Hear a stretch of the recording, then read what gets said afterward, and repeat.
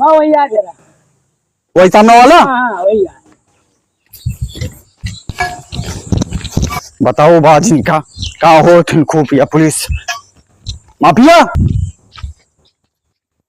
Mafia है माँ भैया निकला है बढ़िया बताई तो का के यही हाँ निकला हो निकला आज जोन कांड करे बताई तो का आवाज चिल्लाता है जोर से।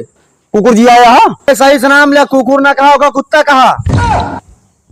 जी आया हाँ हाँ जी आए यही।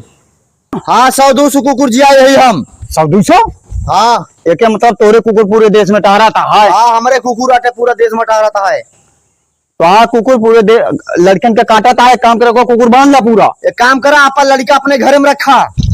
लड़के या घर में अंदर रखी तो का फांसी होए हम खुफिया पुलिस है। तो खुफिया पुलिस नहीं है, नकली पुलिस है। तो नकली पुलिस ना तो का फांसी हो जाए का जाने उम्र कैद करवा दे तो का उम्र कैद ना कुछ न हो। भैया तू अपन कुकुर बांध लेना एक बता देते ठीक ना हो बता देते ही हमें भैया कुकुर हो हमारा हुआ गली गली टारी है। तू का जोन करे को भैया जा कैला तो का जान हम खुफिया पुलिस है तो का जेल या फांसी होए फिर। तो खुफिया पुलिस ना तू नकली पुलिस है।